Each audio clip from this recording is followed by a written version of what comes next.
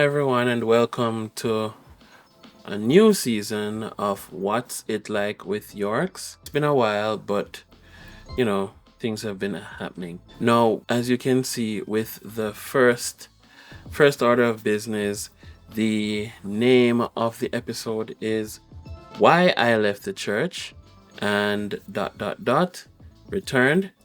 And today we're gonna speak about uh a few things. We are going to speak about why I left the church, but we've also added a few stuff segments to our program. Segment number one, or the first thing that we've added, is that we are going to be speaking about what's going on, what we're going through, and also we are going to also be having I don't want to really call it advice segment. I'm just going to be calling it my thoughts on. Before we go any further, we want to thank our sponsors, Walters Weddings. Based in one of the world's best countries for destination weddings, that's Jamaica, and also we have offices in Canada, Walters Weddings is your go-to media company. Whether it's photography, live streaming, drone photography, or cinematography, contact our award-winning team at waltersweddings.com and talk to Tina. We're also available for weddings as far north as Canada to as far south as South America. Now, back to our program. Let's get down to brass tacks. Why I left the church. Now, I left the church I would say during my college years. It was more so about what happened when I was going to university. Now, during that time, it was a very tough period of time for me, and I had a lot of stuff going on. Mainly, I had a tumultuous relationship with my father, and more about that another time. But one of the main things that I had to work on is that I had to figure out a way how to cope with it.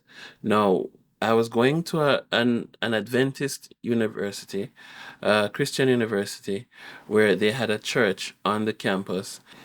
If you live on campus, you are required to be in church. But if you are not living on campus, you have the opportunity. If you're not living on campus, you have the opportunity, basically, go or not to go. Now, I grew up in the Adventist church, and as such, I had I decided that I would go to church.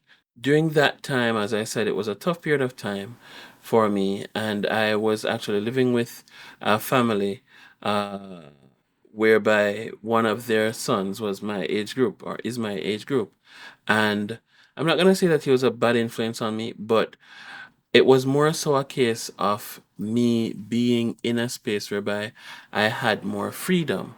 And because I had more freedom, I then decided that I would take it to another level. As a result of that, I decided to, go to parties, go out, and have a grand time because I was there basically on my own with just support from my mother at the time.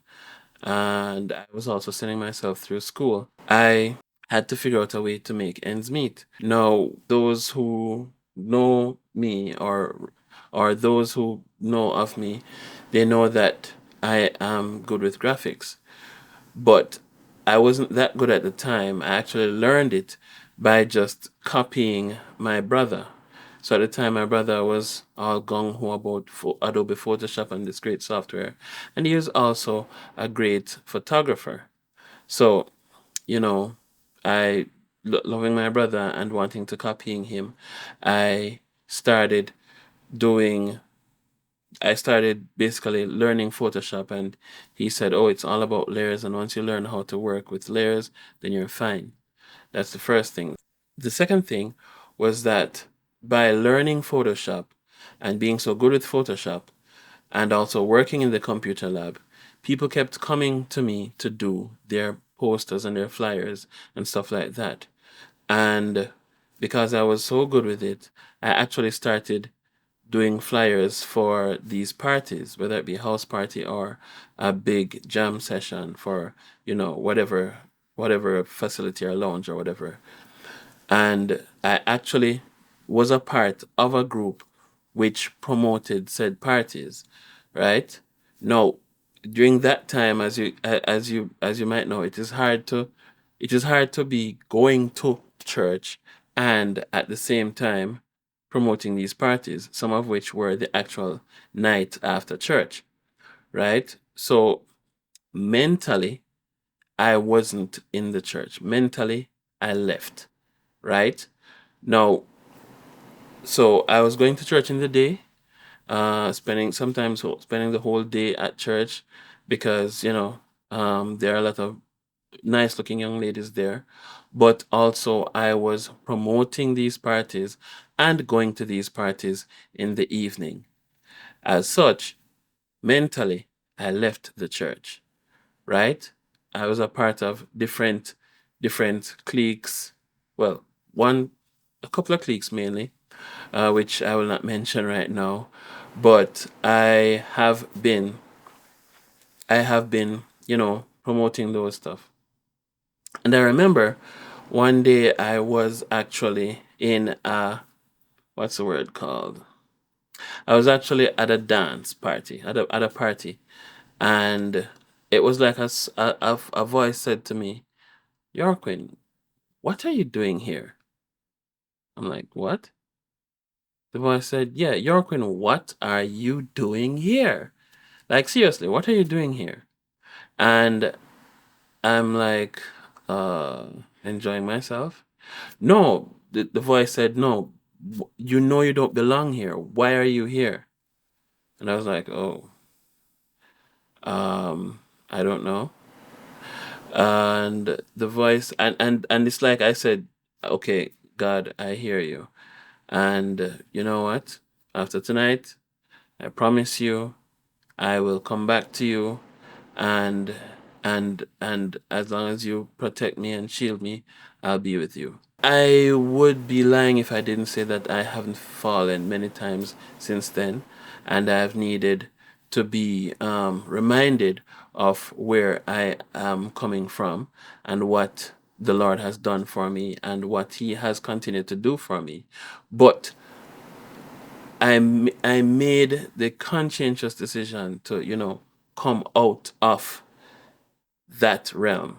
And it was slow and gradual. First, I tried to stop the flyers because I was getting paid for them, and I came out of the group, um, and I I forgot to mention this earlier. I was also a DJ, a disc jock, not a singer. And in Jamaica, they call them DJs, singers, but you know, I was a disc jock, which means that I would go to parties and I would mix music, and I also had a DJ name.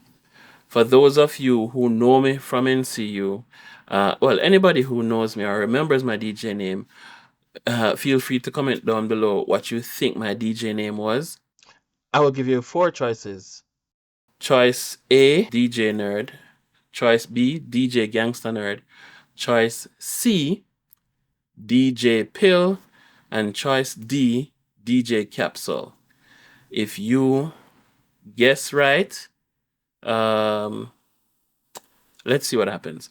But anyways, DJing, that was the first thing that I actually did. Then I stopped doing dance flyer parties. I started referring them to other people. I and it was a transition because in in order to stop DJing, what I actually started doing is that I started doing karaoke's. So I started, I created a karaoke company, and I started lending out my service as the person that would do karaoke for whatever social event that was on campus. Instead of going outside of campus, I started doing social events on campus, and also one or two events outside, but mostly on campus. And then I started trying to get into I created a business which which we basically specialized in making, in doing branding for startup companies, especially for people who are doing their different presentations. And then I also picked up photography, which helped to improve my video framing skills. So it was a gradual turnover, but the reason why I tell this story is because I know that there are persons out there who feel jaded about church. They feel jaded about religion. They feel jaded about God, about Christ. Some people think of church as basically a day club where you just come, you meet your friends, and that's it, right? What I would encourage some of you people, some people who feel that way, is uh, find something that you love to do in the church, right? For me, I love audiovisual, right? And I'm going to be honest, sometimes I really can't pay attention through a sermon, but in me being in the audiovisual booth, whether it is editing the sound or more so technical directing the cameras, it helps me to, and paying attention to the system, it helps me to pay attention and actually get more out of the sermon. Whether it is, if you're a singer, if you're a writer, if you want to write poems or whatever it is that you want to do, feel free to do it, right? And do it for the church. If it is even baking, whatever it is that you feel like you can do, if it is even to look after people's kids while they are up on the podium or while they're busy, be that person who reaches out and says, hey, if you want to do this, I can help, right? Now, the next thing is that what you can do is that if that fails, try to find another church. Go visiting. Spend a month or two just visiting different churches. Put Going out of your way to meet new people, meet new congregations, see what fits, see what feels natural to you, right? Sometimes you might feel jaded at the church that you currently attend. That doesn't mean that you should just sit and say, okay, what's going on at my church now? All right, let me go online, and if I like what I'm seeing, or if it is a special day, then let me go. No. Um, I would say just pick a church that's nearby, or make a trip of it. Go with your friends and say, hey, Tina, would you like me? I can pick you up. Let's go to church A, or let's go to church B. Or hey, would you can you pick me up, and let's go to this church? That's if you're not driving. So basically what I'm trying to say, guys, is just because you feel like um you don't like the current church or the current situation that you're in, it doesn't mean that you should just stick and stay in your ways and say, okay, all right, I don't feel like going to church today. I'm gonna just stay at home and sleep in St. Mattress. Go to St. Mattress. Uh, Figure out a way to be active, and you never know. Something might just spark, and then that um, you'll feel that connection again. Now, for those of you who aren't necessarily churchgoers, I would encourage you to find your core center of beliefs, and I encourage you to pick up a Bible today and just read. Just start reading, right? You never know what could happen, right? Thank you for listening to my TED Talk. Thank you for listening. Now, to the other segments.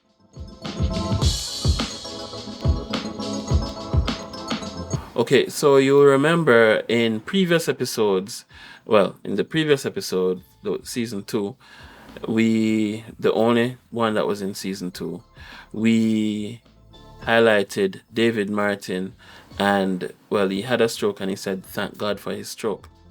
Now, he, I have some news, and he had some complications, some heart complications, and he needed to have a heart. He needed to have a heart surgery, and that happened.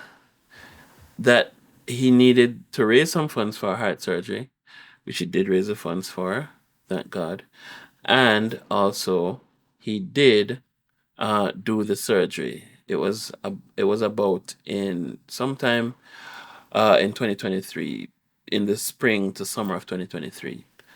I would like to let you guys know that David is on the mend.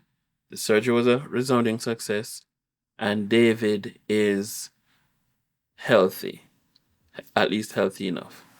Now, I encourage you guys to continue to pray for David and his family as he goes through that time. And thank you all, those of you who have contributed to David's success.